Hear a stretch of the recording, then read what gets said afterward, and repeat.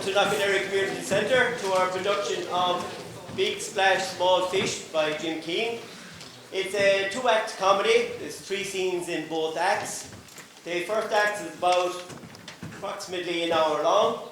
At that point we'll have an interval of about 15 minutes. It'll give you an opportunity to have some tea, coffee. We'll also have a raffle, and that moment we will also thank the people who sponsored the prizes for the raffle. Thank you very much. The bar is open as well, so if tea and coffee isn't strong enough, please feel free. I must point out the exits, so you can see on your left here this double doors. If you go out that door, go this way.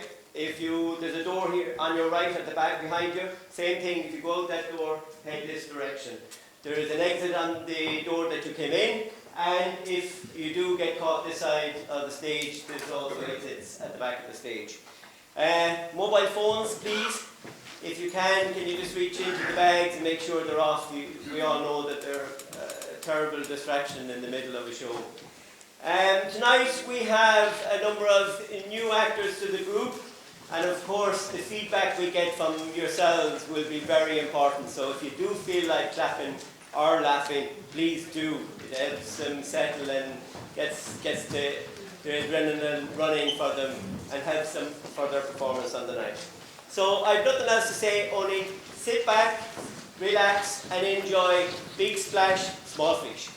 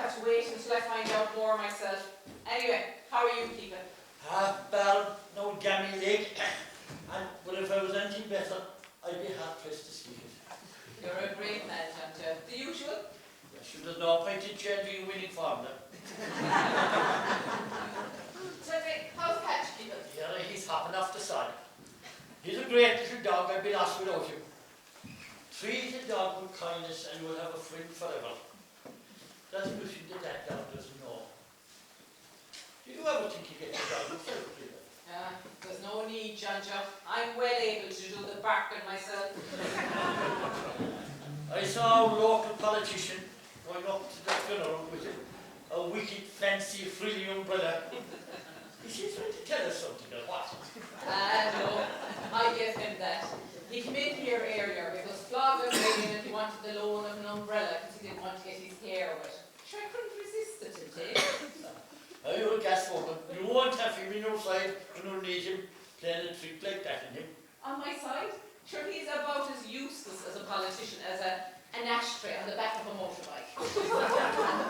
Good evening all. Not salubrious weather for this time of year. Evening, Shan. It is not jam, it is Seamus, the Irish for James. Sorry, of course it's Seamus. My apologies, Shan. Glass of wine, please. Cabernet Sauvignon. Are you at the funeral, Seamus? Oh, no, Joe. No, far too busy. Besides, hardly knew the man. What age was he anyway? He must be up in 98 years. 98? Who would want to live to be 98? Anyone that'll be 97 must be.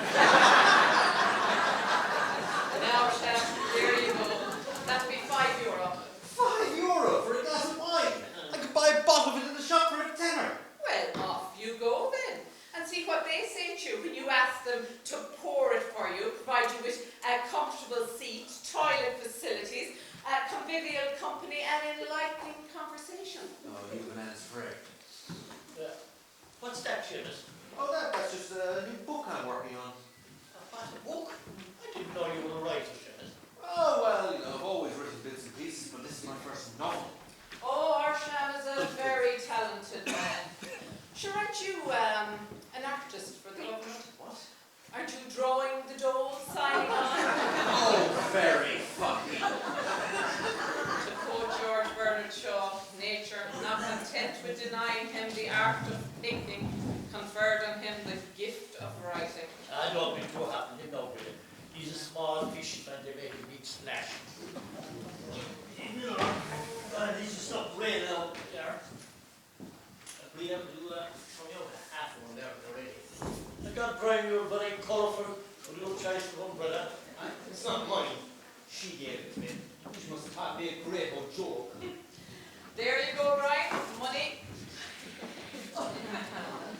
You know, I'm not putting out no carrot. I know you don't take cash. And I'll fix up tomorrow. What do you think? Fix up with me tomorrow. What do you think this is? The Doll Bar? Anyway, hang on a minute. Right, here now, sign this. What's that? It's a promissory note, making sure you don't go back on your word. Cheat you go. They never go back on my word. My word is my bond. Well, this is my bond, so sign it. And John Joe, you witness it. I don't be too happy to know either. Sure, you can't trust a man that was around with a fancy frilly umbrella now, can you? It's a small enough on funeral. I was, but sure, the night was bad, and sure most will turn up for the burial anyway tomorrow. Most of them, just to make sure he's really dead. I suppose it wasn't that popular. Popular? Sure, he had a fan club of one himself. Oh, he was the most annoying, depressing, and selfish man that I ever met. Do you remember the time he won the GA lotto? He got €15,000. And all he did was moan that if he'd won it the time before, he'd have got 20,000. I'd no time for that fellow. He was a cut you for a few bob, Breda. Once, the bastard. Poor wife's funeral. And you know, he gave her an awful hard time. Anyway, on the night of the burial, he came in here and he ordered food and drink for a few people, and he never paid for it. And any time I asked him for it afterwards, it was always the same. Oh, I'll fix up with you tomorrow. And of course, as we all know, tomorrow never comes. He'd a few dogs tied elsewhere too, I think. For sure, he owed money to half the parish. It wasn't as though he didn't have it. I suppose niece and nephews will get it now. Sure does nobody else there for it. I'm sure Harry paid fair parish priests for masses and things. Fight his way into heaven, I suppose. Oh, God help him in heaven if he gets in there. He won't be happy until they're all as miserable as himself. What's this book about? Crap? Afraid I can't say. Not until I get official authorization. From the CIA, Special Branch, the FBI. No, I'm sending it to a famous film director who wants to turn it into a film. Who are you sending it to? That's top secret. Mr. Stephen Allen Spielberg, Amalfi Drive.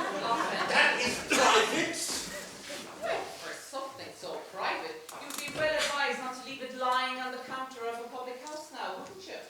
Come on, Shem, you can tell us a bit about it.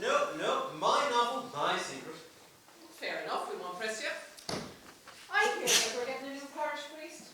So I have. When is that happening? Well, maybe I can give you the synopsis of my novel, you know, just to whet your appetites. No, Shem. If it's top secret, we don't want to force your hand. How could you shut up, little man, like he's saying?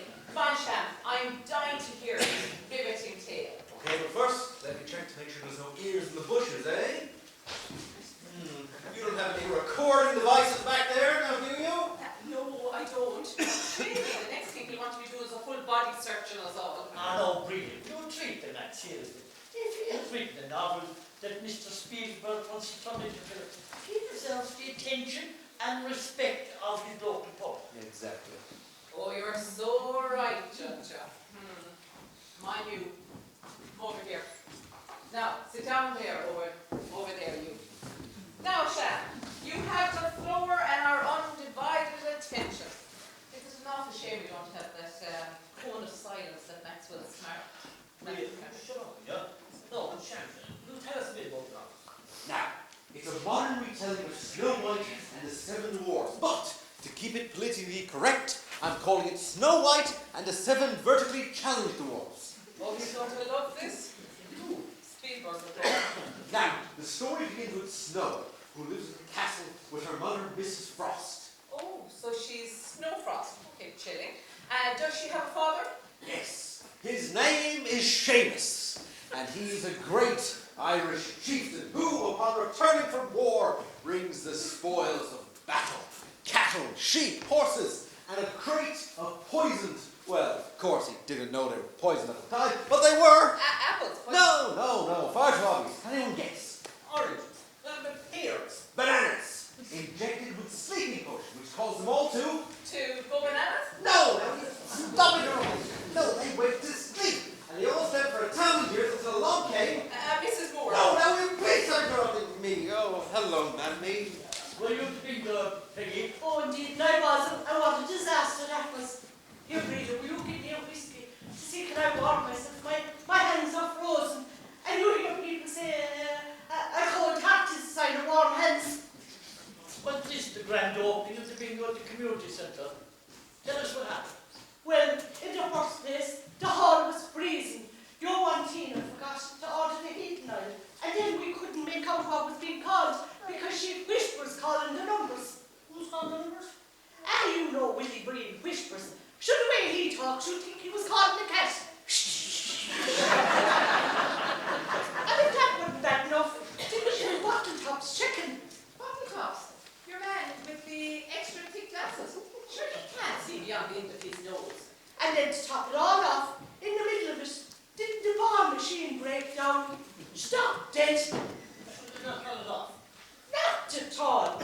Didn't Joanne take the top off the machine and she took out the balls by hand? Oh, I'd say she'd be a dab hand now with hands and balls. Oh, she know what she can do that right. Ash was back there right after he fixed it. A blown fuse, he said. Mammy, you wouldn't have a biro or a pencil on you, would you? Imagine a writer without a biro or a pencil. Imagine a writer without a clue. Thank you. At what stage is a son supposed to look after his mother? After he stops being a child. Oh, there's no hope for me, so that's the long and the short of it. A glass of whatever he's drinking there, please, Brita.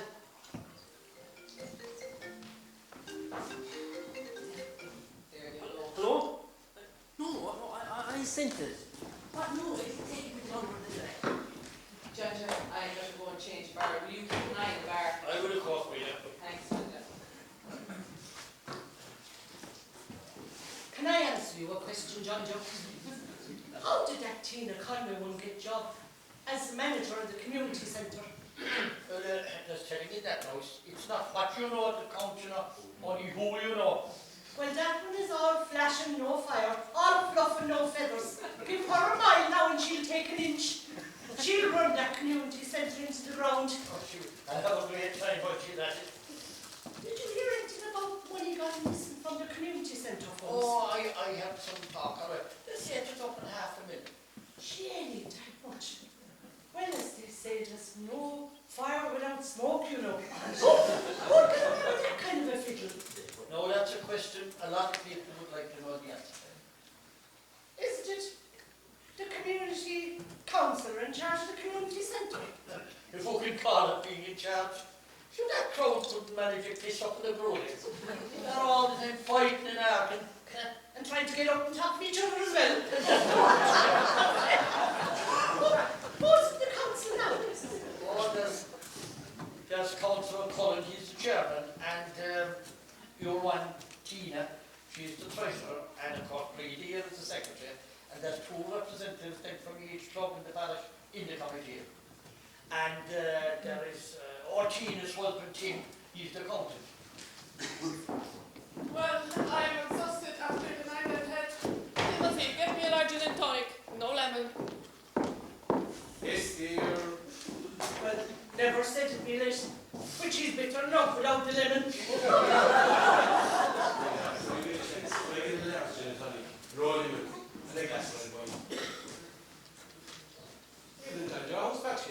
Yeah, he's a great farm.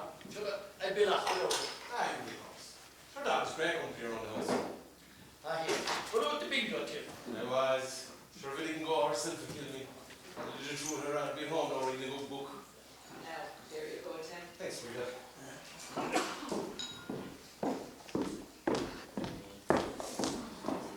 Thanks, love. My God, what a night. What a success. Back to the door. People said it was the best bingo they were ever at. I heard that the heating wasn't working and that people were freezing. Not at all. As a matter of fact, we had to turn off the heating. People were complaining it was too hot. Well, Peggy said it was freezing. Oh, don't mind her. All people are like that. We couldn't warm them. Complaining of the cold in hell. Tina, how did the first night of the bingo go? Would it be better, Brian? Rave reviews, but I didn't see you there. No, I talked for funeral and I couldn't go tomorrow. I've heard the council meeting. Of course, it's tomorrow that the decision on which community centres get the new EU funding. You make sure that my community centre gets a generous portion, not all of it. I will, Tina, but with the investigation, from your council, it's going to be very difficult. Now, Brian, my community centre needs that money, and I know what you need. Tina, stop that. Look, I'll do my best, that's all I can promise, okay? And your best can be very good, can't you, Brian? Brian, if I could have a word. Yes, Sham, what is it? No, I couldn't help overhearing about the EU funding and the grants. One of us. Well, I was wondering if we could get one of those grants for my film. I don't think the grants are for that kind of project. They're a community project. Kind of an enterprise. This would be the biggest community project to hit the area. Maybe the entire country. Just think of all the employment opportunities. Have you applied for any funding for this? Oh, no, not yet. I mean, it's still very hush-hush right now. Well, when it comes down to the first stage, you come back to me. At that point, I'll go straight to the top, straight to Simon Harris.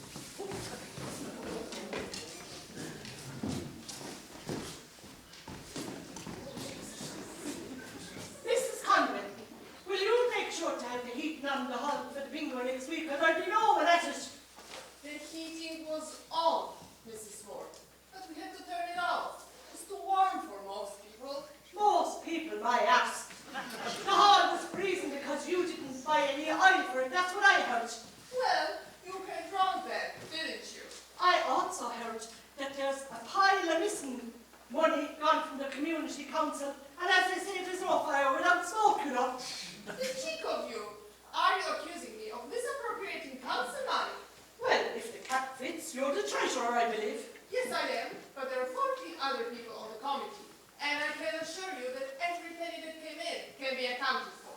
And what about every penny that went out? Can you account for that? Yes, I can. And you can look at my books anytime you like. Not that looking at them would make any sense to the likes of you. Ooh, the cheek of you, Miss High and Mighty. Just because you think you have a bit of an education, you can look down on the likes of me and mine. But we're every bit as good as you. Don't make me laugh.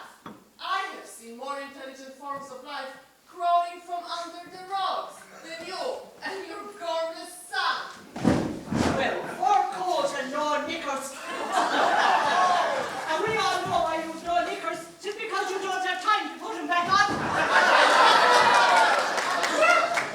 cheek of you is wearing an old woman. I'll slap you. You can't talk to my mother like that. If you weren't home, I'd hit you a slap. Oh, I am quaking in my boots. Timothy, are you going to stand up for me? No, you should not just carry on. Look, I think Tina's right. Let's all sit down and finish our drinks and behave in a civil way. This will come as right. You want to watch what you are saying, Mrs. Moore. Oh, the truth will come out. That's what I'm telling you. 'Tis a long turn that has no road. All right, okay, fine, come on. Punt over now, come on, punt over. You don't have to go home, but you can't stay here. Come on.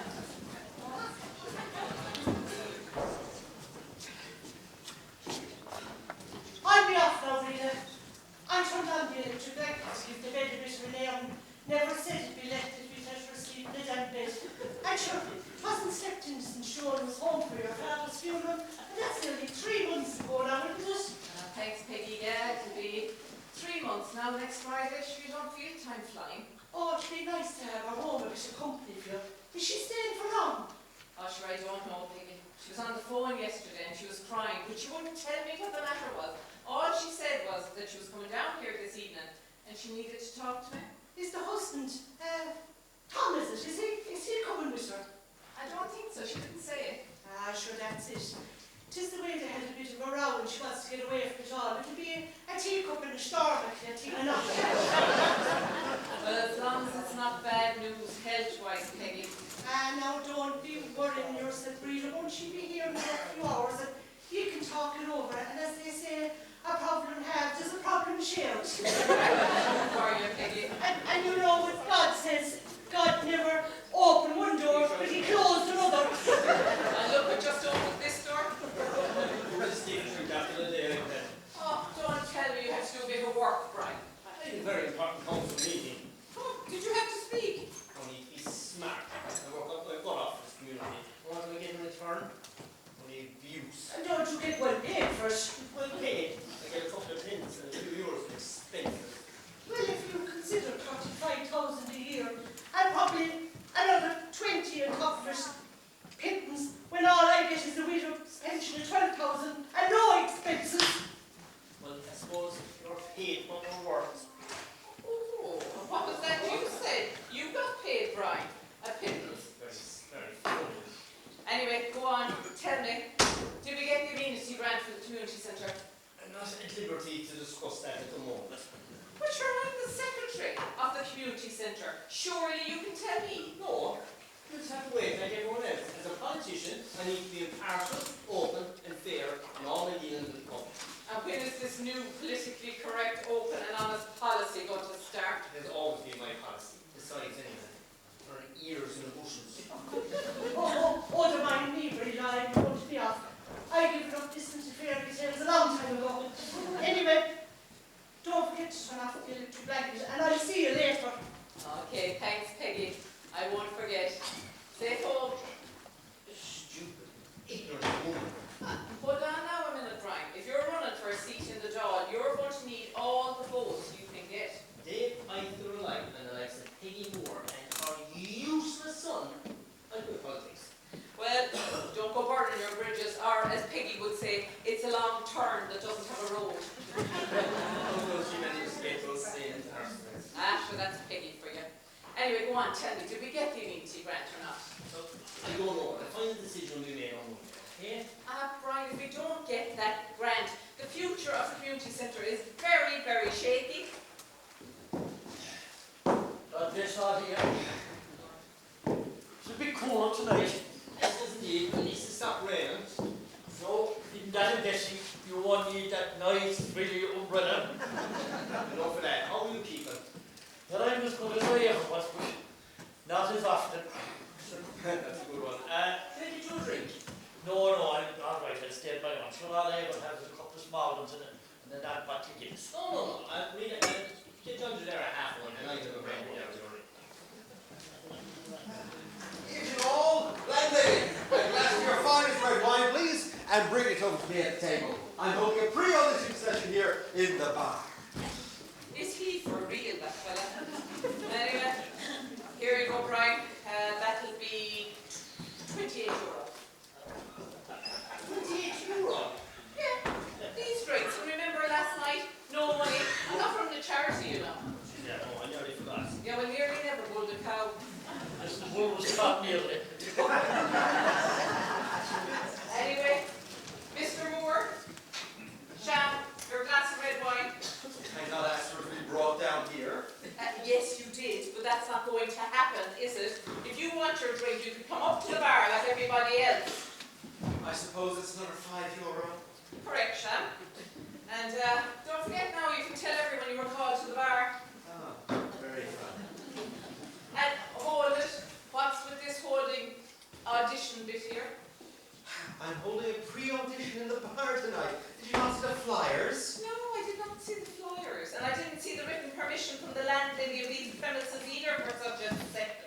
What do I need permission for? Yes, you do, and I'm waiting. Please may I hold a pre-audition session here in the bar tonight, Miss O'Brien? Well, seeing as you asked so eloquently, how could I refuse? Thank you. What's a pre-audition, chap? Well, you see, John Joe, most people around here would be familiar with the auditioning process, so I decided to hold a pre-audition, just to get people used to the process, before Stephen comes to town. Stephen? That's Mr. Spielberg to you. Won't it be a great day for the village to have such a prominent director coming, holding pre-audition sessions here?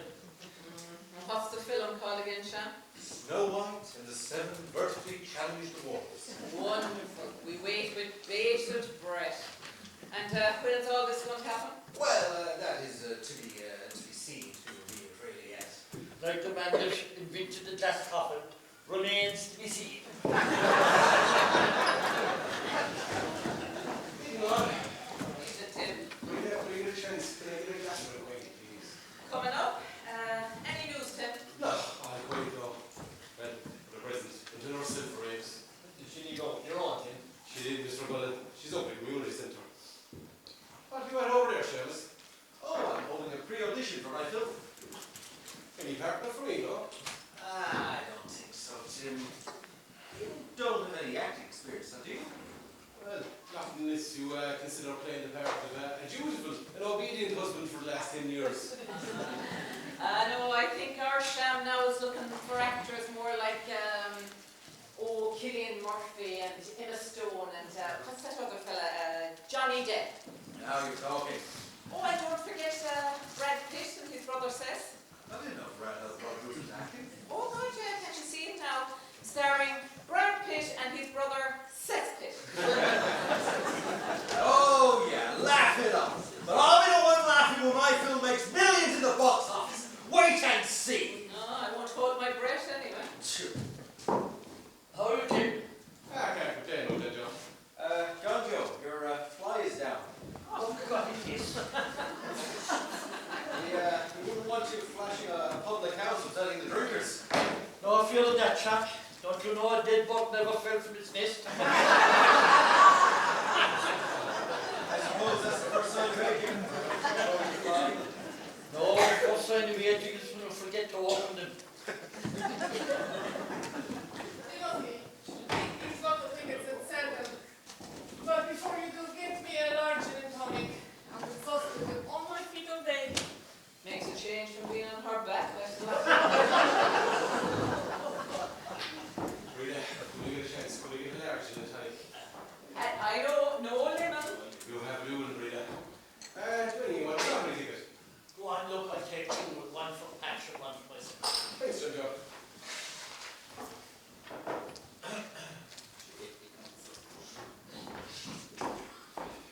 What about yourself, Mr. Cullen? Do you want to have any ticket? Timothy, can't you see we're having a private conversation? Go.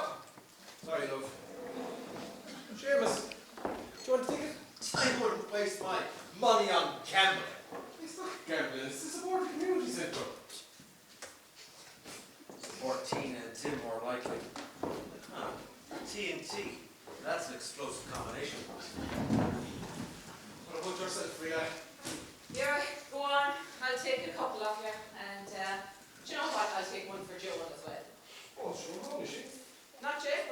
expecting her later. How's she keeping? Yeah, she's fine. It's just a quick visit. You must still lose your father all the place. Northern Morrison. Larry was a great one character. He was all that time. Sure, this place isn't the same without him. Yeah, it's tough running a company around these days. No, you can say that again. If I could get rid of this place, I would. You could try selling, but not that easy to sell a pub these days, though. Sure. Who would want to buy a pub in a one-horse village like Ledangan? Sure, we've no industry, we've no jobs, we've no young people. Sure, we don't even have a shop. Oh, I don't know.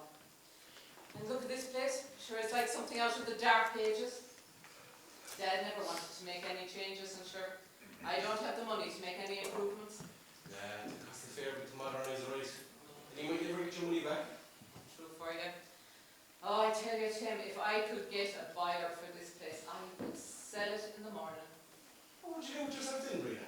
Oh, there's a question. I travel, I get a job. Sure, at what, I don't know. But no qualifications for anything. What about finding a rich, handsome husband? Around here, are you joking me? All the rich fellas are too old, and sure all the good-looking young fellas have left the area. Anyway, I've no interest in getting married. What about Seamus Moore? Oh, Jesus, what about him? Sure, he's more a liability than a husband. No, I told you, I've no desire to get married. Right, go on. I better get these tickets into the drawing board. It's too late. Oh, friend job. Where's the draw tonight, Tim? Murphy's. All right, okay, I better turn off this blanket. I'll see you later, No Tim. matter, we'll talk to you. Night. Tim, get a move on. And don't forget to ring the local radio stations with the results. The danger one will be given out again if you don't. No matter, no, I'll do that. What's the point in doing the results if no one ever wins? I mean, what's a jackpot this week? It's 15,000. It's been 15,000 for weeks. When will it go up? Did you buy a ticket? Well, no, I didn't. And it's none of your business. Whose business will it be when it gets won and there's no money to give out? You stupid man. The money is there. By law, we have to keep sufficient funds to pay out every week. What about if Patch won it, Tina? Right? Who's Pat? Oh, your dog. Actually, I don't know.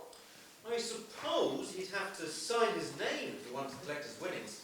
Now, that would be something. He'd be clever enough for it anyway, I can tell you. But does he have a bank account? Can't cash a check these days without a bank account. Just as well him down Patch and John Joe Whelan then. You know, the way you're talking, John, it's almost like the dog is part of your family.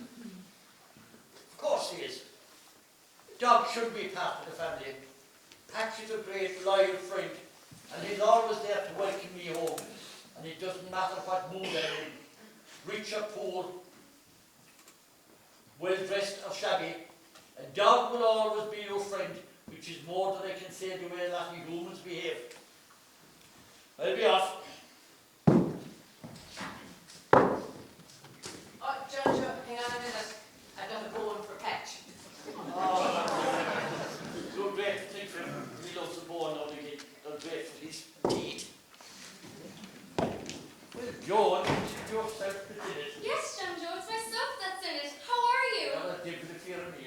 I'm off home now, Patch. You'll be waiting for me. Come here, I'll see you tomorrow evening. Good night, everyone. Night, John Joe. Safe home. Bye. But will you come in and don't be blocking the door? We might get a last minute rush. Oh, look at that. For welcome. This is John. What do we have the pleasure? Oh, it's great to see you. You haven't been home since you were at Father's funeral. I hope it's under better circumstances. Ah, yes, Brian. It's just a quick visit to brighten up Maria's life. Well, with the rest of you mind brightening up my life now by finishing up your drinks, it's gone closing. Are you on your own, John? Is Tom not come with you? No, Tina. He's very busy these days. Anyway, it's just a flying visit. You'll be home for a few days at least, yeah? I'll stay for a few days or so. That's if the sister will allow. Well, as long as you pull your weight, this is no hotel, you know. Now, come on, lads. It's gone closing. Come on, you don't have to go home, but you can stay here. Come on. Good night. Thanks, Mill. I'll put away my suitcase. Oh, right, John. Are you hungry? Do you want something to eat? No, I stopped and had some down the way, but I can murder a coffee. Right, John. I'll get you some.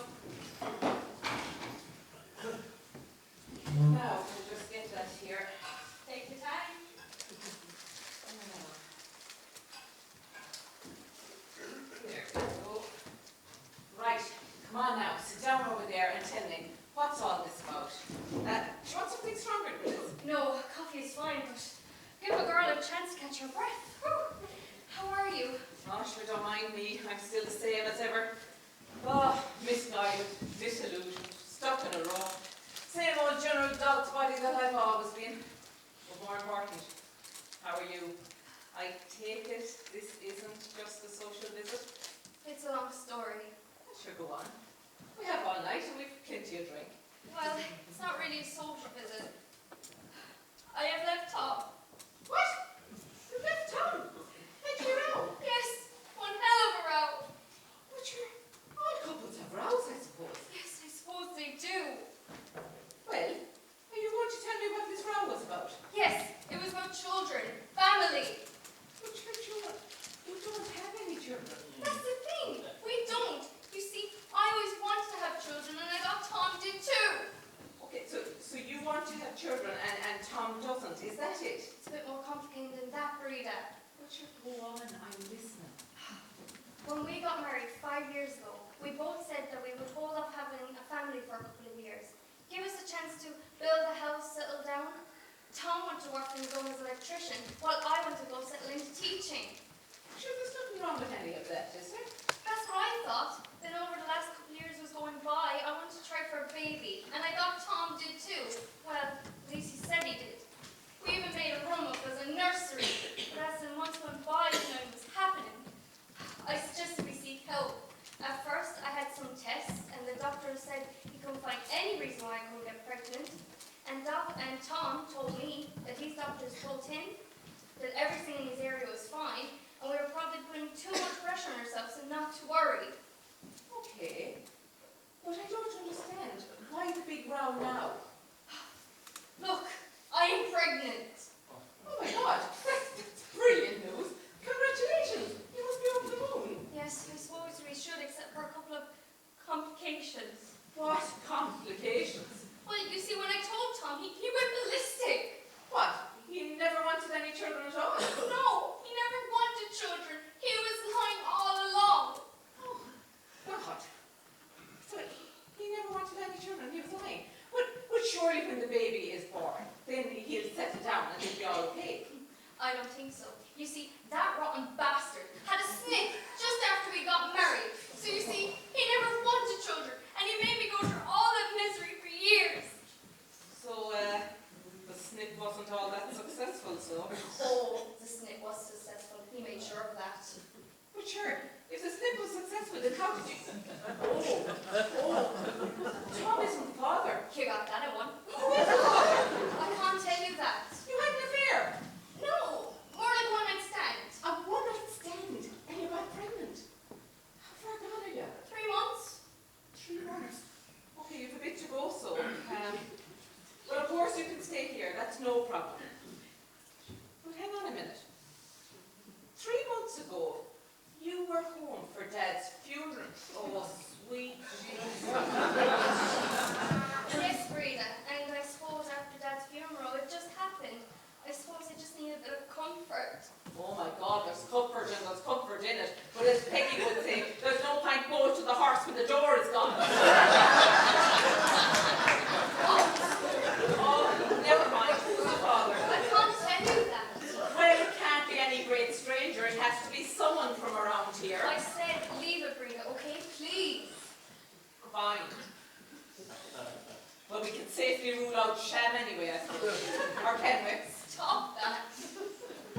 What about John John? But you want to be fathering a baby, don't you think? I don't know, Joan. You know the old saying? There's nothing as bad as the sting of a dying wasp. Mind you, if it is John Joe's, you will have to call the baby Patch. Oh, God, Joan, what are you going to do? Oh, I don't know, Breda. Look, is it okay if I stay here for a week or so, get my mind working again? Of course it is. Sure, this is your home. Well, technically it's not. Remember, Dad gave you all this pub, and he gave me my share to build a house, which did leave you very little of this. Now, sure, that may be so, Joan, but you are always welcome here. This is always your home.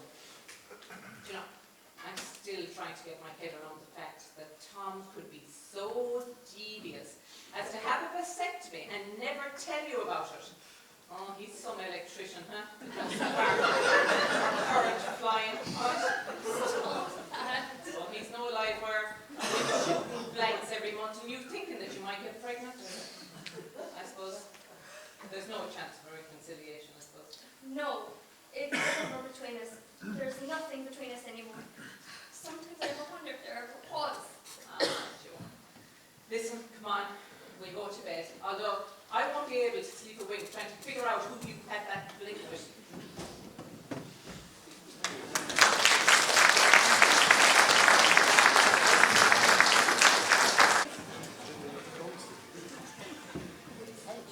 These accounts have to be submitted by Monday. They're already 12 months overdue. Are they ready yet? They will be ready when they are ready. Now leave it. I can't leave it. As the accountant for the community council, I have the responsibility to make sure that these accounts reach the company office on time. And with this investigation hanging over us, I have to make sure the books are in order. Will you stop fussing, which is annoying me? You do know that the officers of the community council could be fined or worse still even go to jail. And you as the treasurer would take most of the blame. Will you stop? It's a community centre, not a big business we are running. Revenue will come after the likes of us. They have much bigger fish to fry. That's where you're wrong. If you don't hand over a full set of accounts to me by Monday, I will have no option but to resign as the accountant for the community council. What? You can't be serious? Yes, I am serious. I never risk being struck off just because of your carelessness.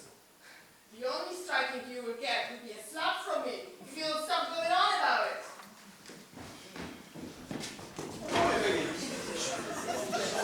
I can't complain to you. Are you running? No. I was at the set dancing classes. I never said it'd be late. But knock the whistle out of anyone. See, that's another service provided by my community centre. Your community centre, my arse. We all pay €10 a night. It's Peter Brady that's running the classes. He has to pay for the room. And you know what he told me. He told me that you said that he has to pay cash. Well, that was only to avoid him having to pay VAT. Oh, speaking of VAT, I met Michael Butler and he was singing your praises. He said you did some great job on some VAT return for him. He couldn't praise you enough. Stop now, Piggy. You're giving me a swell head. It's an awful pity you wouldn't get a swelling where it would be useful. Get me a drink.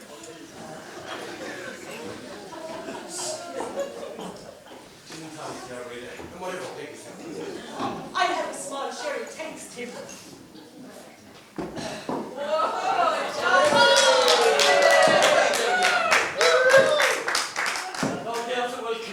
Well, it's not every day or night we get a lottery winner in here. Congratulations, John. I'm delighted for you. It's great news, John John. It is brilliant to one of our own that won it as well.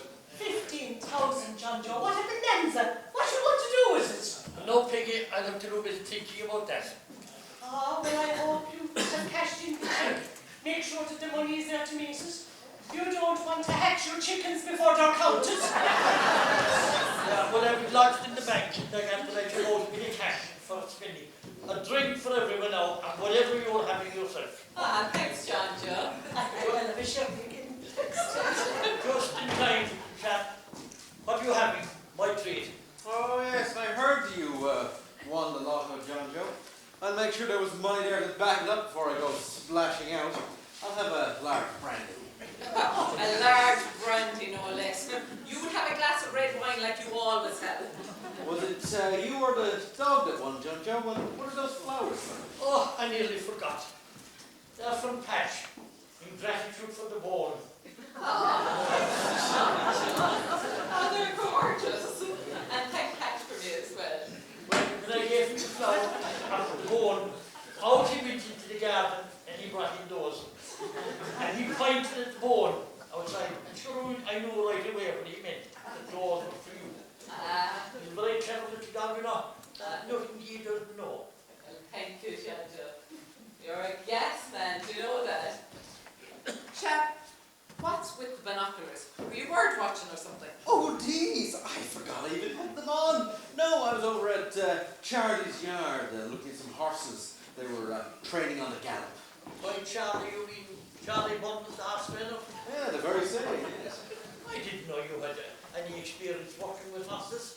Well, I have no real experience working with horses, Ginger, but I've always had a gift of knowing what might be wrong with a horse. And how does your gift help Charlie? Well, you see, Charlie is a couple of his very prized horses, not running to form, not giving them all to him. So I went there and had a look. And where do you come in and all this? Well, you see, with the horses, I have a look at them, and if I think they're not running to form, not giving their all, I have a little chat with them. A kind of a hospice fellow. Exactly, hit the nail on the head. I think it was more than the nail that got hit in the head. Ah, well, John Joe ran into a little difficulty. Stephen wants it filmed in Hollywood, where he has no trouble getting backers.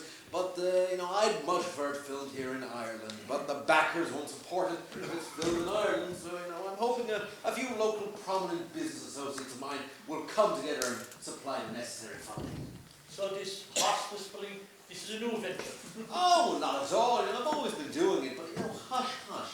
The horse trainers don't like it if it gets out, that their horses aren't running to form, not giving their all. Oh, hello, Charlie. How are you? Did you hear that phone ring, John? No, Frida. On silent. Don't like to disturb the other drinkers. Perfect time there, Charlie. Perfect. I told you my whispering would work. Is that useless, son of mine gone home? No, he's outside talking to Charlie Bums about whispering horses. Oh, Jesus. Isn't it an awful thing for a mother to have to admit that she's reared a full fool of a son? and he isn't likely to change now. As I say, you can't make a sow's ear out of a silk purse. He lets his imagination run away with him several times. Well, I wish that someone, instead of his imagination, would run away with him, or better still, that he'd just run away. Keeping on. Congratulations on all residents, Anja. Thanks, Brian. Can they get you a drink? Since he's earned the money, I have a brandy. Have you any plans on spending it? No, I keep a bit for a rainy day. I have a niece that's opening up a hair salon, and I was going to give her a couple of towels anyway myself to fit it out and that. That's very generous of you. Well, she was very good to me when I died, and I was going to give her a couple of towels anyway from my own savings. But sure, after this windfall, I decided to give her 5,000, and I took it out of my own savings this morning, and I'll give it to next Sunday when she comes around. I think I'm going to win something. They say if you're palm itches, you're going to get something. Isn't that right? That's right, Cham, yeah. And if your crotch itches, you've already got it.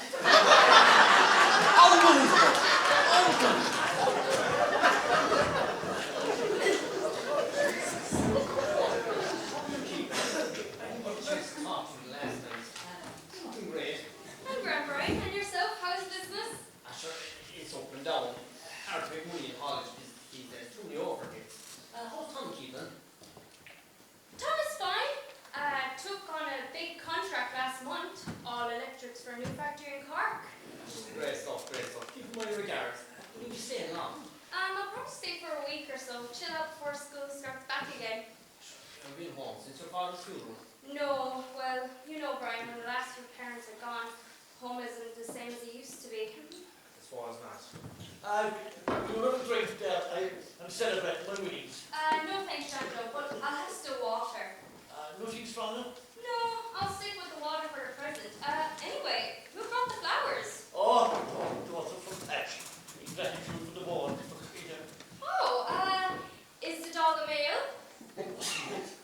Oh, well, what do you know? Breda has a male minor, even if it's a dog. Well, considering some of the males around here, one would be better off with a dog. Couldn't disturb me more than this clown is disturbing me. Do you know what he says he's going to do? He wants to resign as the accountant for the community council. Why, Tim? It's the accounts, Mr. Cullen. She still hasn't handed them over. What's the delay? Don't you start. Look, all I'm saying, I understand where Tim is coming from. As the accountant, he has an obligation. As do all of us in the community council. So, what's the hold on? It's just that I've been very busy and I'm still waiting for a lot of invoices to come in. Look, I understand, right? You're to write off the community council. We need to get this sorted. Look, I'll get them done by the end of next week, okay? Jesus, I don't think I can wait that long. Don't think then, and you won't be hurting your brain. Going home, she's only going to start pulling her around. This way, I'll give Tina a hand when they come over the weekend, and it'll all be sorted. Alright? Thanks, Mr. Cullen. Right on. Patch, he's a very special dog. Nothing will convince me, but it was Eileen, God rest her gentle soul, that sent him to me. It was the evening of her month's mind. And God, I was feeling very low when I had this dog batting outside on the road. And I went out, and there was Patch, a small little Jack Russell pup, and he looking in the gate batting. I opened the gate, and he jumped straight into my arms, and as the fella said, we've been friends ever since. That is a lovely story, John Joe. You got a new friend and a companion, and Patch got a very lovely home. Should I be lost without him? Living alone, John, is hard. The nights, especially in winter, they're long and lonesome. Nobody visits one another anymore. And of course, the older we get, the more invisible and softest the requirements become. But if not for the pup here, I don't know what I'd do. Yes, I suppose when you are retired and you don't have the same interaction with the local people and the local pub, and there are the few places you meet others for a chat. Yeah, you're spot on, John. Yeah, we humans, you see, we're social animals. We need the company of others. The church, Patch, the pub, that's my life now. Would you ever think about getting married again? Sure, I'd love to meet somebody to care for a bit of friendship and companionship. But at my age, I have as good a chance of walking in the moon to meet some kind woman to settle down with. You're not that old. What age are you? 68? 68 plus 4, 72, John. I have a lot to look back in, but I'm afraid very little to look forward to. Sure, you can live for another 25 years yet, John Joe. That's a long time beyond your own. True for you, John. You know, I never looked at it that way. I suppose we should live as long as we can and die when we have to. Joan, did I hear that your husband's got a big electoral contract and he's in the money? Yes? Did you hear about my film? No, but I'm feeling I'm going to. So, you are going to give me a hand with the books, Brian. Is that all? Tina, we have to stop there. We need to be discreet. Ian? Discretion was something I was never very good at. I suppose you can't be good at everything.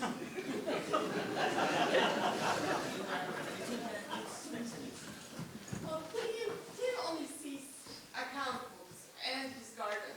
I could be gone out of the house for a month before he would miss me. Another few more days and he'll be out of your life for good. The sooner the better, Brian. What did I ever see in him to marry him in the first place? You know what they say?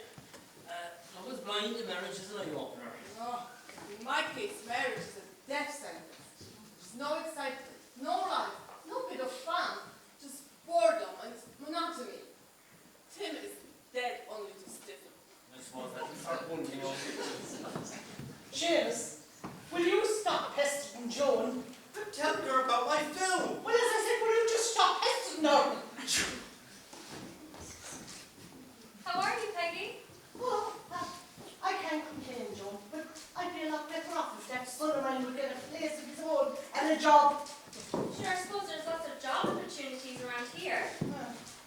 No, but you see, you have to be looking for one and applying for one in order to get one. Well, I suppose he's a good company to be around. Company? That fella is neither use nor ornament. He's either sleeping, eating, or watching television. But sure, I can only blame myself. I spoiled him as a child, and as they say, if you spare the child, you spoil the rod. Anyway, Joey, how are you? Can't complain, Peggy. Can I ask you a question? Is there a bit of good news on the way for yourself and Tom? Jesus, Peggy, you're fair sure. There you are now. People think I'm no fool. But I am. Anyway, when did we step to here to pat on the tiny feet? Well, it's still early days yet. You know what I mean? Oh, so before my lips are sealed. Never said if he let the pig would let out his secret. But Tom and himself must be over the moon. So, John Joe, you still in fine form? No, chap. You could say I'm a one-trick pony. Yes, of course, you use your gift and you could whisper in his ear. And I might keep it for far better. If you are going to make fun of me and my gifts like that, I am leaving! Oh, well, don't say it was here you were delayed. I'll be off to one. Patch will be waiting for you. All right, good night, Good John. night. Good night, and don't forget to tell Patch that I said thanks so much for the flowers. Anyway, Joan, can I ask you a question? How was Breda? She seems okay, Brina. She seems okay. Why'd you ask? It's just, she doesn't seem herself these past few weeks. She seems a bit distracted. Oh, well, she hasn't said anything to me, but there again, I've only came here since yesterday. I'm sure this is no place for a young woman running a pub on her own, working by herself. Not a woman like Breed, anyway. Young people should make the most of their life while they can. Make sun while the hay shines. Come on, everyone. You don't have to go home, but you can't stay here. Yeah. Can't close up.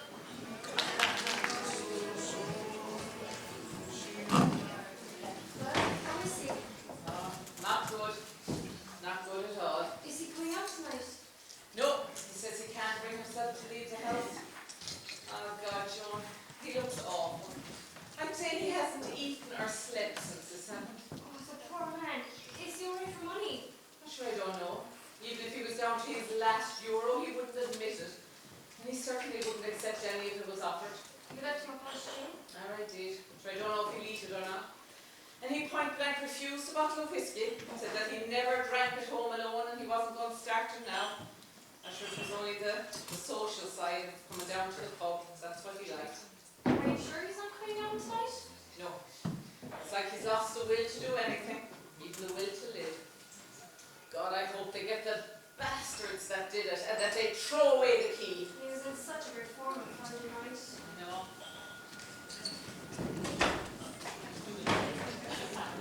Well, no sign of John Joe. No, Peggy, I was just up with him there now. Isn't it an awful terror that there's scumbags out there breaking into people's homes? He must have been selling them nearly at 5,000 or someone local must have took them off. Isn't it a terror that it could be somebody that we know would do such a thing? No. You said you called up to see him yesterday, Peggy. Oh, I did. I called in after Mass. Oh, sure, the poor man was in an awful state. He said he didn't have the will to leave the house. He said he'd get over the money, but why did they have to kill Patch? Oh, he was mad about that little dog. Oh, he said he made a little timber coffin for him, and he buried him in the flower bed, and the tears rolled down his face when he was telling me, oh, he was in bits. I mean, if those bastards had just gone in and taken the money, sure, he'd have got over that. But to kill the little dog, I mean, that was just pure evil. Oh, I hope they get those bastards soon. Oh, the better the sooner. They'll get their comeuppance, I can tell you. And poor John Joe will get over it in time. As they say, behind every silver lining there's a cloud. Oh, God. I hope he'll be all right, Joan. This place won't be the same without John Joe. He just needs time to get over this, and please God he'll be back to himself again soon. I know, the longer he stays at home on his own, the harder it'll be for him to get out and about again. Good evening, ladies. Salubrious weather for this time of year. I'll have a glass of your finest claret. What is you in such good form? Oh, I'm after getting a contract to travel to Dubai to do a charcoal drawing of Prince Abdul Hamish's prize stallion, Desert Wind. Well, when did this come about? Well, you see, I was over at Charlie's yard there a few days ago, waiting to do my whispering, of course. And, well, to make a long story short, Which isn't like you. the horse happened to belong to Prince Abdul Hamish, and, well, Charlie thought it was so good he sent it on to the prince, and as they say, the rest is history. More like a work of fiction, I would say. Well, I've got an email there from representatives of the prince to invite me to Dubai, all expenses paid, of course. Very quiet here tonight. Did you not hear about Jonathan? No. Let me guess, he tried cashing the check and there was nothing there to back it up. I told him he shouldn't, told him. His house was broken into on Friday night. They stole the 5,000 in cash that was supposed to be given to his niece. And worse than that, they killed Patch. Well, I did warn him on Friday night not to be flashing his cash around in here. And as for that stupid dog, what did he expect of a useless terrier? If he wanted a guard dog, he should have a Rottweiler or something. You have no soul, Shan, no soul at all. Well, where were you that you didn't hear about? Oh, I was in Dublin, went up there early Saturday morning to meet with representatives of the Prince, and then I had to go to the Arab Embassy to sort out my visa. And when are you off to Dubai? Oh, you know, once the visa clears. And this prince, what's his name again? Prince Abdul Hamish. And the very man. Well, maybe he could provide a bit of backing for your film, or is that a non-runner now if you pardon the fun? You took the words right out of my mouth. I'm going to go brush my teeth, my mouth suddenly feels dirty. Oh, you're back, are you? Yes. Well, how's it go? Yes, all went fine. Yeah, sure, he's only waiting now for the visa to come through and then he's off to Dubai. What are you talking about? I'm trying to keep this hush-hush right now. Will you shut up, or is that too much to ask? Surely your own mother knows that you're above in Dublin trying to arrange your visit to that Prince Big Bull or whatever his name is out here in Dubai. What has that pet ape been dreaming up now? Up in Dublin, indeed. He's been in the regional since last Saturday, having piles removed.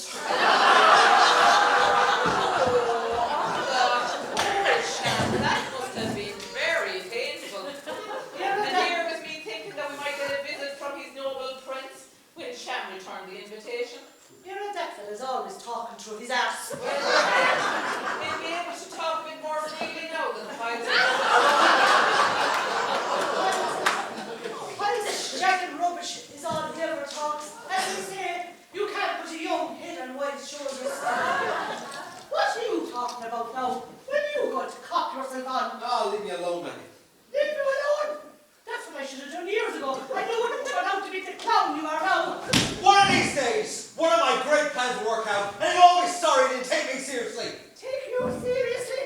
You can't even take yourself seriously. It's about time that you learned how to take yourself seriously. Well, it'll have to stop now. Stop it, right? I haven't paid myself for nothing. Well, you started it. No, stop it.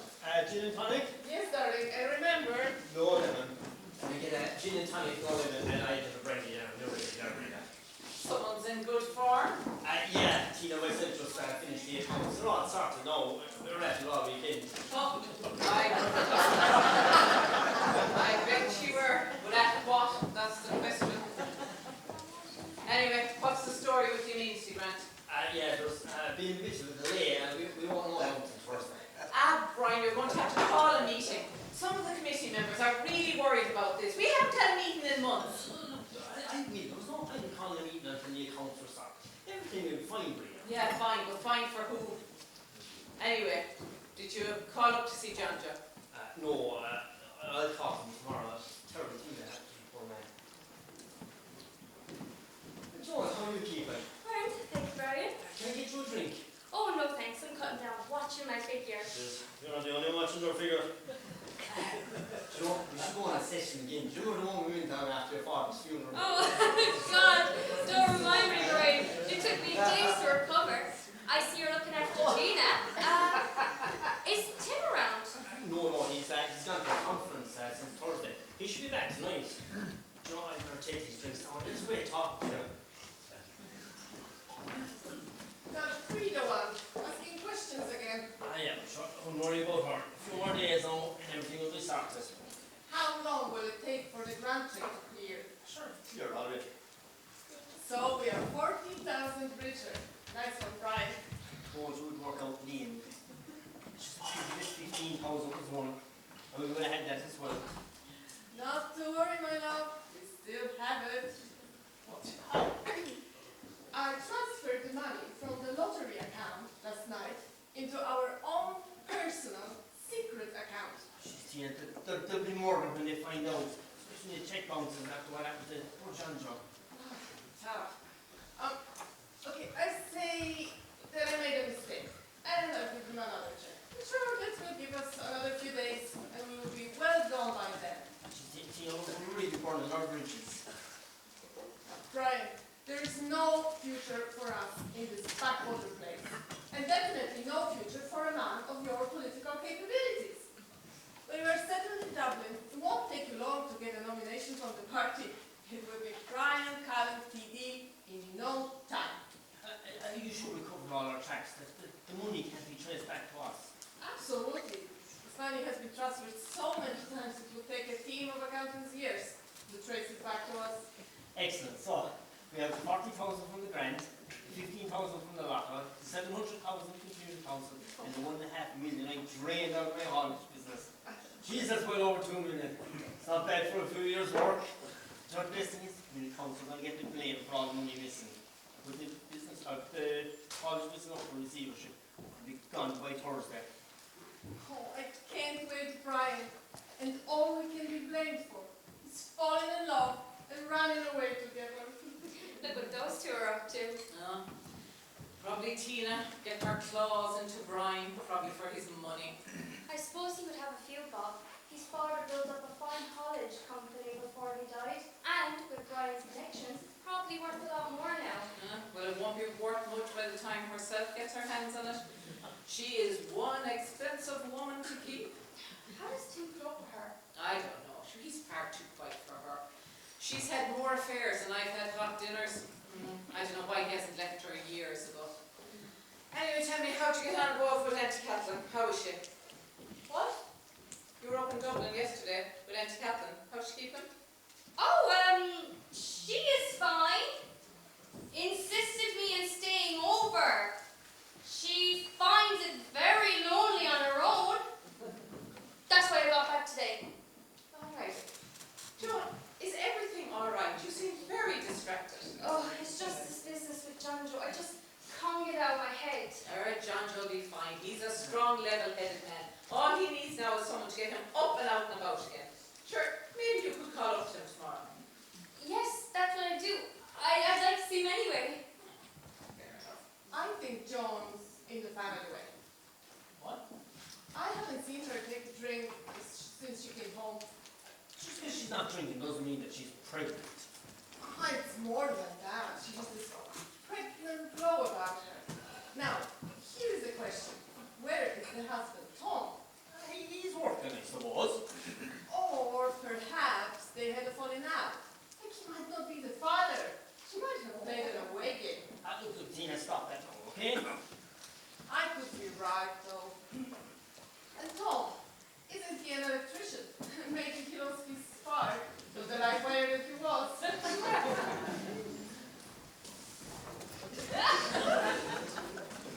When are we going to get the heating fixed? We don't want to be freezing at the bingo again next Wednesday. I'm waiting for a plumber to sort it out. Honestly, I can do everything myself. Well, that place is falling asunder, and all the money that was put into it through the years. And you, Mr. Cullen, chairman of the community council, can I answer you a question? Where did all that money go? I can assure you that every penny is accounted for. And why then is there an investigation into the funds that's gone missing? As they say, there's no fire without smoke. Ah, that must have been fiddling the books and she got the job. And that's another thing. How did she get the job in the first place? I applied, didn't even get an interview. Hull, that's how she got it. Breda, do you know anything about this investigation? Peggy, I've heard nothing official, just the rumours, the same as yourself. But you're the secretary. Yes, I know, but all the correspondence is going over there now, so it's possible that I might be getting any of the correspondence. Surely we have regular meetings. Yes, we're meant to have regular meetings. Don't for think that this facility. race. There should be a council meeting called. Yes, and after all the centre belongs to the community, what do you have to say, Brian? There's nothing wrong with the community council, alright? We're just on this strap for cash, okay? I'm sure the next week or so I'll get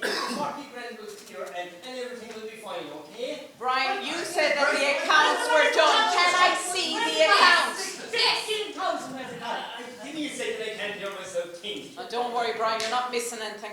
Look,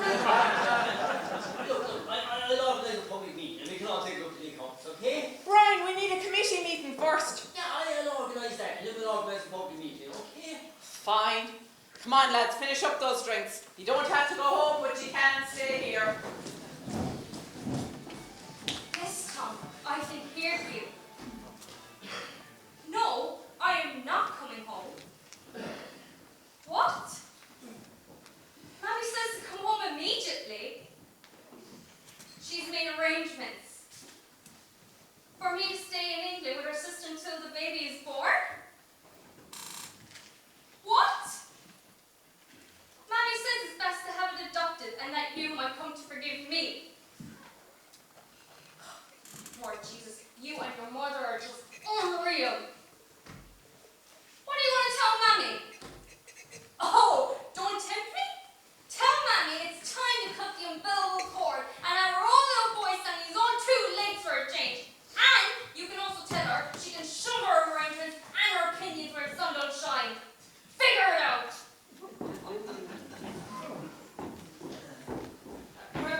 I take it you're not going back to Tom then? Too right I'm not. I stayed in that so-called marriage for too long, thinking that if we had a baby, it might make things better. But Lord Jesus, what a disaster that would have been. I mean, having his baby, that would mean I wouldn't be able to get Tom or his mammy out of my life. Well, are you going to tell me who the father is? Or do I have to wait until the baby is born and then try and figure out who they look like? No, it's best I don't tell you yet. I don't want to let it slip by accident. I'm not the one letting things slip or having accidents. Come on, Joan, I am your sister after all. All right. Oh my God. He's the last one I had thought of. I mean, how or when? Do I have to explain about the birds and the bees? No, stop. I just mean, how did this happen? I mean, surely it wasn't the case of, oh, will you, I will, and you did. I mean, was there drinking? Well, there was a few drinks from time to time, but it wasn't a drunken night of passion. You see, do you remember Dad's funeral? Remember when you went away? Well, that's when we decided we were talking, and we discovered we had a lot coming, and I suppose I just needed a bit of comfort, and there he was. Oh, comfort. Is that what they call it now? Well, I always knew he was good at adding up figures, but looks like he's well able to handle them as well. Well, he's yours anyway. Do you know what? There's no accounting for what can happen if you take part in the fun. Stop now, not a word to anyone, promise? Of course, I promise. Well, have you any plans for the future? Yes, actually. We were in Dublin over the weekend, and we decided we were going to move in together. So that's where you were. Oh, it's all beginning to add up now. I bet you've your calculations done. Enough. Well, what about Tina? Has she figured it out yet? Oh, she's too busy converting with camps for Cullen. Anyway, there's no love lost between her and Tim. That marriage was well gone long time ago. And you said that yourself and Tim were planning on moving in together. Have you somewhere in mind? Yes, actually, and it might also solve your problem as well. Go on, I'm all ears. Oh, well, that makes a change from being all mad, I suppose. Oh, good evening, Father. Oh. sorry. I thought it was Father Barry. He said he was going to call him this evening. But sure, you're not a reverend father. At least not yet, anyway. Are you finished? Yes, I'm just going to change a barrel. I take it she knows. Yes, sorry, Tim. She kept on to me until I told her. But she won't say a word to anyone. I hope not. Although, it doesn't make much of a difference. Now that we've decided what to do, just can't wait to be with you. You know, that dreadful relationship with Tina. Why did you stay with her, Tim? Habit, fear of being alone. And when you've been put down and told that you're useless, you begin to believe it. You lose faith in yourself. It was only after talking to you and falling in love with you that I realised what kind of a relationship I was in. That in fact, I was being controlled.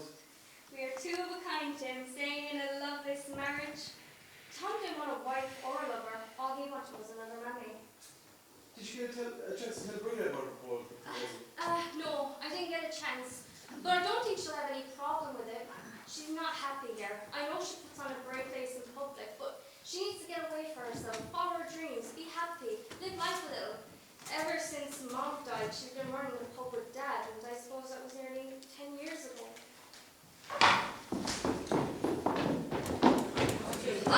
Janjo! It's great to see you out and about again.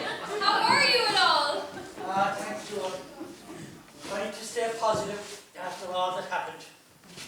I wouldn't be here at all only for Peggy. Well done, Peggy. She called to the house and she would leave without me. Well done, Peggy. You're one great woman. Well, sure, isn't that what friends are for? Sure, a friend indeed is a friend indeed. What do you have, my trees? I'll have a small one. And I'll have a sherry, please. Thank you. I don't suppose the guards have anyone for you, Ginger. No, I don't suppose they will. Them tubs know how to get away with it. And sure, if they're caught, all they'll get is a suspended sentence. If only I had gone home that little bit earlier, I might have been able to save poor Patch. No, Ginger. Dora wishes enough to kill poor Patch. It had no qualms about attacking you, so it was just as well you didn't go home. Maybe so, but she's very lonely without Patch. Would you ever think about getting another man? Maybe, no, not at the moment anyway. Would you ever think about putting a gardener around? Do you know, I was only thinking that might be a good idea. When the check clears and I threw Bob back in the bank, I might get it put in then. Janjo, it's great to see you. Oh, before I forget, we just got you this little memento patch. God, you're always thinking me, Breda. You might put it up there and sure, he'll be always with me while I'm in this bar. I will, of course, Janjo. It's so great to see you out and about again. Sure, I was telling Joan that I wouldn't be here at all only for Peggy. Good woman, Peggy. No better woman than you.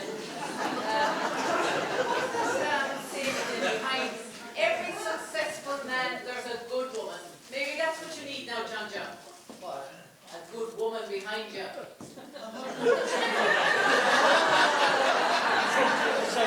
That's all right.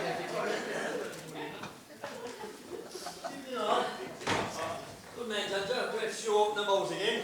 Thanks, Brian. Well, what's that you're reading? Oh, it's Yakov. It's great old stuff. He's tried sometimes to put lead in your pencil. No, trying to put lead in my pencil. When I've no one to write to.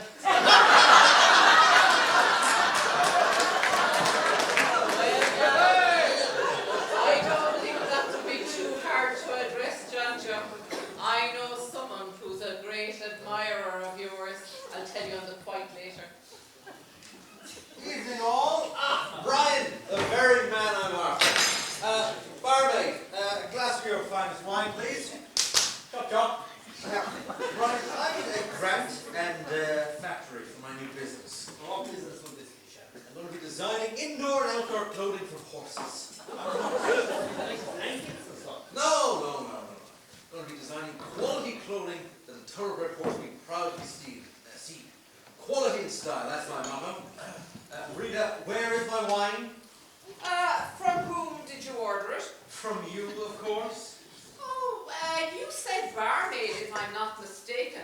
Do you see any barmaids around here? Isn't that what you are? Well, listen here, you jumped-up excuse of a man. I am the owner, the proprietor of this establishment, and you are barred. You can't bar me! I am an entrepreneur, an inventor, a pillar of this community! Well, God help us all if you're a pillar of this community. And as for an inventor, you wouldn't invent your way out of a paper bag. Now get out! John Billy! Read it. What do we do for a bit of sport in the bar? Slow down. See, this is yourself that's asking, Janjo.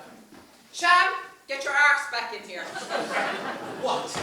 Get up to the bar, apologise, address me as the proprietor, and I might just serve you. Well, fine. I apologize. Can I have a glass of wine? The magic word. Please. And who said you can't teach an old dog new tricks? Brian Collins, over here. Oh, someone's in the doghouse. dashing as ever this evening. Piss off, Breda.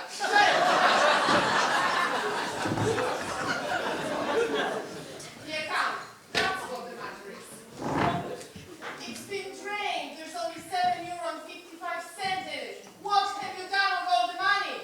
I didn't do anything with it. Then what happened? Where did it go? Look, slow down. Tell me exactly what happened.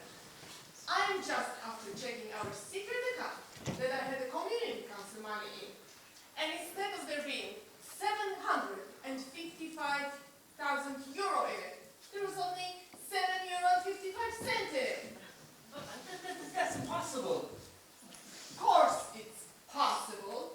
You obviously transferred it into your own account, you swindling bastard. No, I didn't see the accounts today.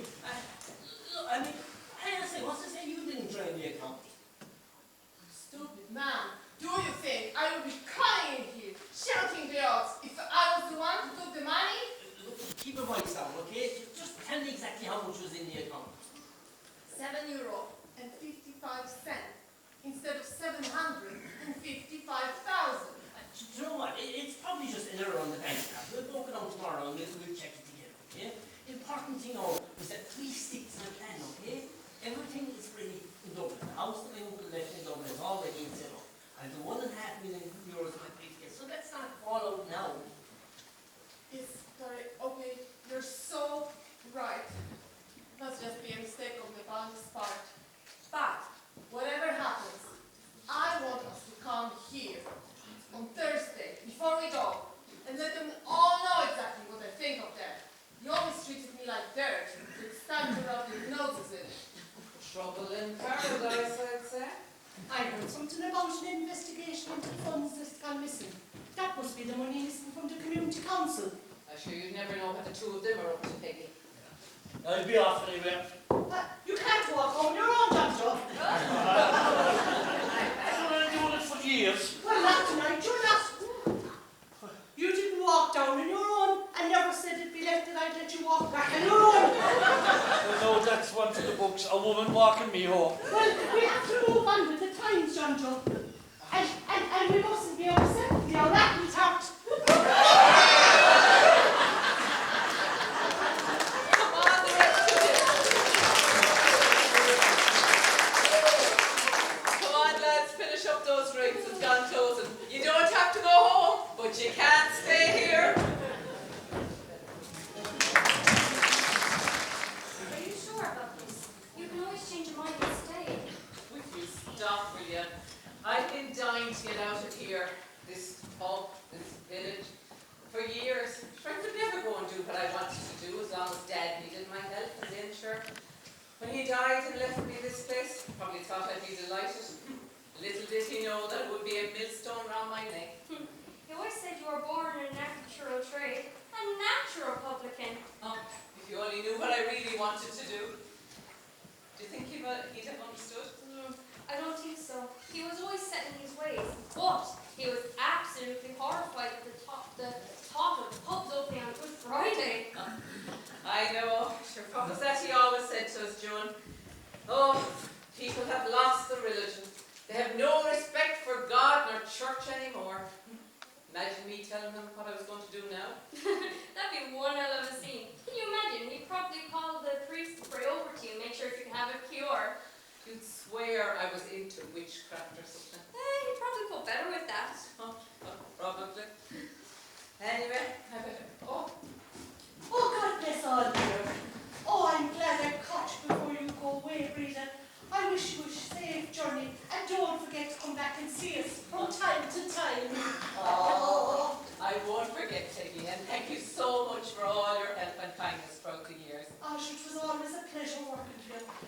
And Tina has asked me, or Joan has asked me to stay on with herself and Tim. And you know what? It won't do that useless son of mine any harm to learn to have to fend for himself for a change. Well, that's true for you, Peggy. He definitely could do with learning a bit of home skills himself. But I didn't think you'd have time for working here now that, do you know that you're looking after John Joe full time? Sure, as they say, two can live as cheap as one. And sure isn't the world for lobsters, they say. And you know what? Then our useless son of mine needs to learn to have to fend for himself. You're right, Peggy. He definitely does. Yeah. Anyway, I'll be heading. Oh, well, good evening, Romeo. How are you this evening? Stop that now, Peter. You will Peggy myself for me being practical. I need a bit of company, and sure she wanted to get away from that son of us. Speak for yourself, John Joe. Remember the saying, where there's a way, there's a will. You better frighten yourself. And you know the saying, many an hour tune was played on a good fiddle. You better put a bit of resin on the old board, John John. Till the mercy of God, but she'll have me out in the gym. Never said it'd be left, but there'll be any need for the gym. I'll make sure that you'll get plenty of our exercise. Stop the two of you. I'll get out of here before the two of you corrupt me. There must be more reading than the scenery in this text of the Galway. Well, there is, John Chuck. I'm going to do the same as yourself and Peggy now. I'm going off to live in sin with Joe McCormack. Joe bought a B&B down there and I'm going to manage it, and as well as that, Joe's a doctor. So I'm going to be well looked after health-wise as well. I'm delighted, Joe. Joe's me and his old lass. He must be very special to have one your hat, Frida.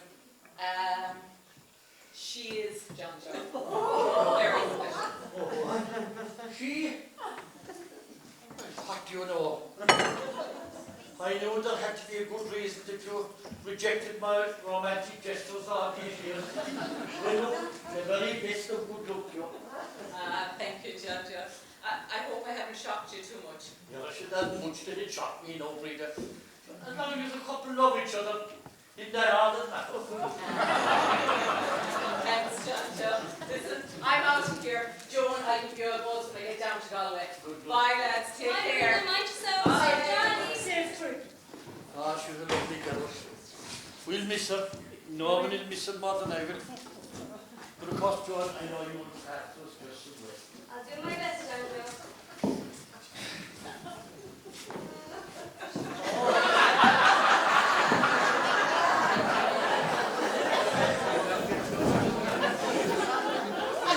Sherry takes. A small sherry and a glass of paddy. Water. So, any news on Bonnie and Clyde? No, Breen, there's no sign of Brian and Tina since last Tuesday. But the new chairman of the community council, Mr. Buck, says that there's $750,000 missing out of their accounts. And that's a lot of money. And was there anyone else involved other than Brian and Tina? No, it's not if he does an investigation, should we want to know? Well, what I'd like to know is where's all the money gone? Tina says she hasn't it, and Brian claims that he doesn't have it either. Yeah, but sure, what happened was that they set up a secret account a couple of years ago, and anything that Tina could fiddle, she put it into. And where's the account now? The fraud squad, I ran it now, and it's only €7 left in it. So one or the other of them stole the money before they got caught? But I'm John, and it's each one, they're both accusing each other. Or maybe there's a third party involved. Another member of the community council. Now wouldn't that throw the pigeon among the cats?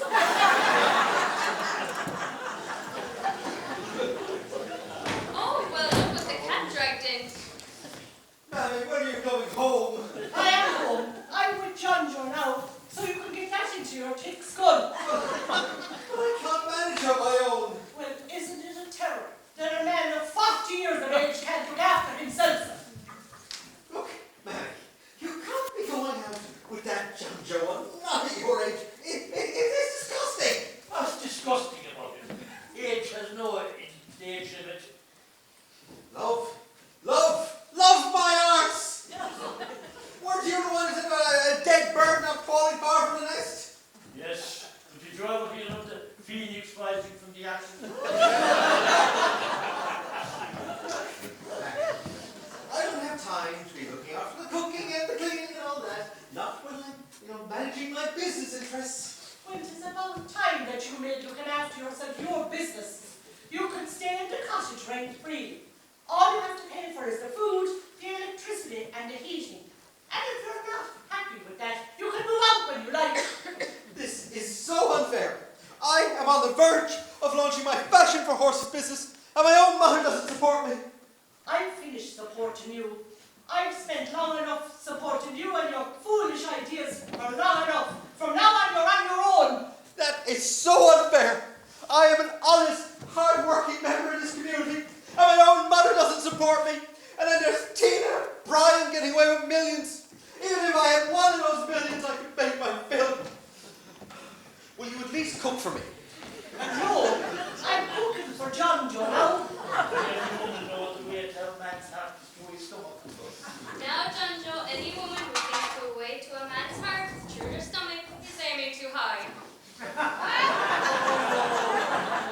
Evening all. Can I get you all a welcome drink now since myself and Joan are taking over running the bar? I'll have a glass of wine, please. And I'll have a small sherry, thanks, Tim.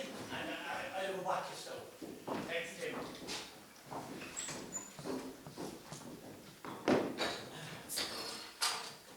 Would you like anything to eat, Tim? No, I'm okay, but I get a glass of red wine now, please. God, I'd love to know about the money. Do you know? I do. Come on, tell me. Don't keep me in suspense. We just thought to say goodbye. We're getting out of this miserable deadly place for good. And for the record, we are completely innocent of any wrongdoing regarding the community council funds. Brian and I are in love, and we're going to make a better life for ourselves, far away from here. Can I get a gin and tonic with no lemon, and I have a bottle of water because I'm driving? Can I get everyone a farewell drink? What do you all have? Nothing for me anyway. Never said it'd be late. Did I take a drink from a swindler? I'm keeping our money and my wife. Not that she was ever good in that role anyway. I'll make up for all the lost love that's in his life now. Put him down, we don't know where he has been. Well, I certainly know where he has not been, Tina. Shall you surely have a drink of us before we go? I would rather die of thirst than take a drink from the likes of you or that slapper of a Tina one. Tina, keep an eye on my suitcase while I go to the back. How dare you call me a slapper? You're nothing but a low-down excuse for a man with your stupid so-called business ideas. You haven't the brain of a dead mouse, you will never amount to anything. If you weren't a woman, I'd hit you a slap. Don't let it stop you. But remember, I will get hit back. What's in the briefcase? All the money you stole from the community centre? Not that it's any of your business. It's the money Brian saved up from his own business. And you expect us to believe that? There is a lot of money missing from the community councils, and I won't be surprised that's what's in that right Bruce case of yours. That's where you are wrong, Miss High and Mighty. I'll tell you what's in that briefcase. It's $1.5 million in cash that Brian saved up over the years from his business deals. All totally legit. That amount of cash can't be totally legit. If it's money saved from the company over the years, there's tax and VAT due on it. Brian could go to jail for that kind of fraud, and so could you as his accomplice. They'd say an old phone call for revenue could be an order. I'm sure they'd love to sink their teeth into investigate where that money came from. You can phone who you like. Brian and I are living here for good, and there will be no trace of the money after that. So what will anyone have to investigate then, smartass? Come on, Tina. We're getting out of this freaking place. Good riddance to the pair of them.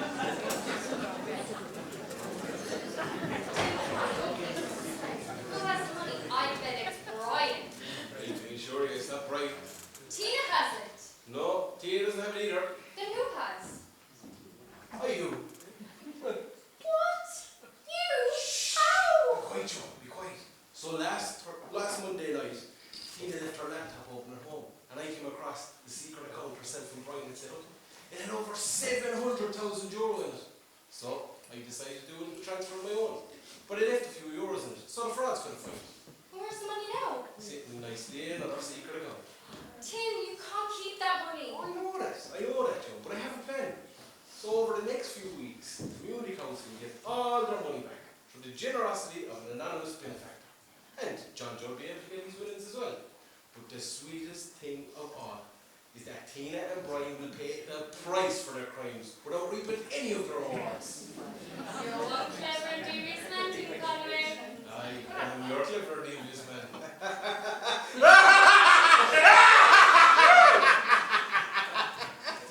What are you on about? Oh, I think I found a financial backer for my film. What kind of nonsense are you on about now? Oh, it's no nonsense, Mammy. This briefcase here, it's Councillor Conway's, and I think he's just sponsored my film to the tune of €1.5 million. What do you mean, Kevin? They stole my briefcase and left theirs in their place.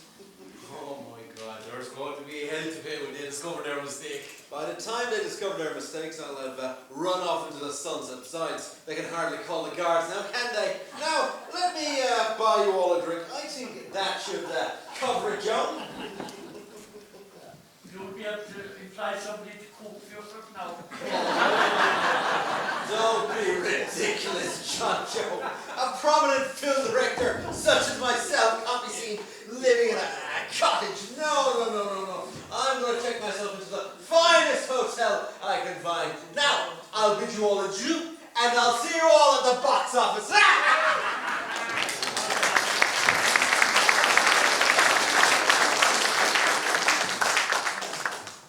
I don't think he'll be ever making that film.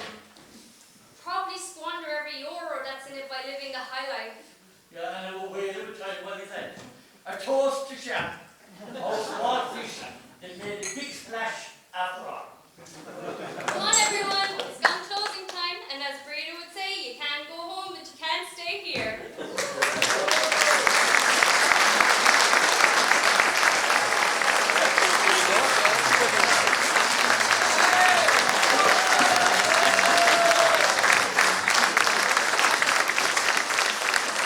Ladies and gentlemen, thank you for being an absolutely wonderful audience. Your reactions tonight was really pleasing. I think the cast really fed from your feedback. Now, I'm going to go slowly through the cast. I've had the pleasure of working with this group since Christmas, and they have been fantastic. They have worked really hard on their lines. They were here twice and 3 times a week, so I think they deserve another round of applause.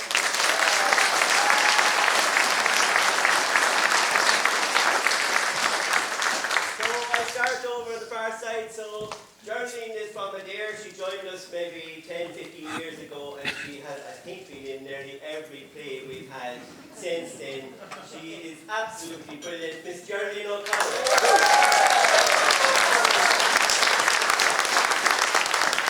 The next man needs no introduction. He's been on stage with Fiona Castlemahan. He's also done some musicals with Newcastle West Musical Society, Mr. John Young.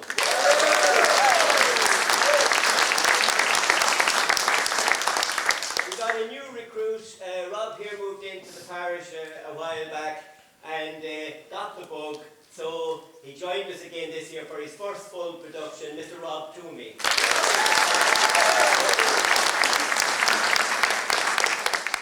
Clodagh, I won't say is new. She joined us last year for Factory Girls, but would be well known for singing a song here on stage in the community centre. Clodagh Flatley.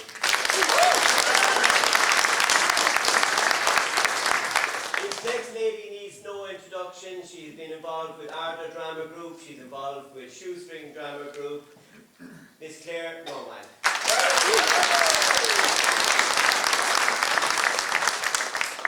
We'd like to thank Ryanair for their sponsorship for our next cast member. Ola has, again, another lady who has joined us and lived in the parish. She came along for her first production, never been on stage before. Miss Ola.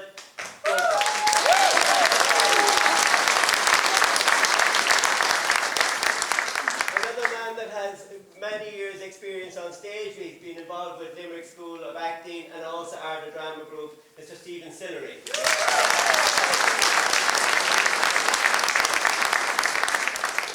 A man here that has swapped his role as technical director to acting on stage. His first full drama production, Mr. Mark Flatley.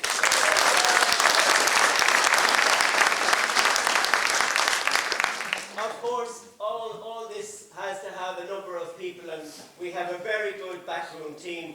So I'm going to start with our producer, the lady who organises everybody, keeps the WhatsApp group going and telling us when we should be where or what.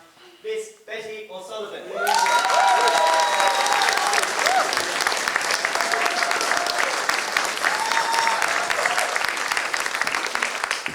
The people we never admit we want but we can't do without, our continuity people, Cora Moran and Betty.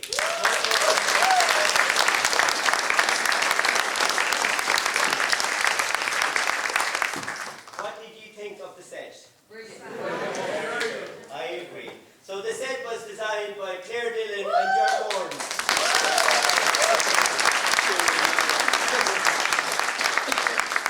Hair and makeup, we'd like to thank Mairead Danaher for doing the hair and makeup. Lighting and sound was done by a former actor. He couldn't join us for the production this year. Mr. Jem Dent. We had a fantastic lady working as a PRO, Miss Lorraine O'Connor. And I'd like to give a special thank you to the people who work front of house, who greeted us every night when we came in. There was Mary Cullum, Mary Angela Moore, and Monica Daly. So next Sunday night is our final night here. Please spread the word. We'd like to fill the hall again next Sunday night. We hope you enjoyed the production tonight. So all we're going to say is safe home, and we'll see you all again soon.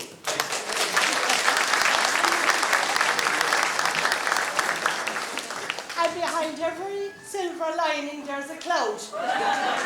And behind our cloud is Coleman, and we couldn't have done it without you. Thank you, Coleman, our director.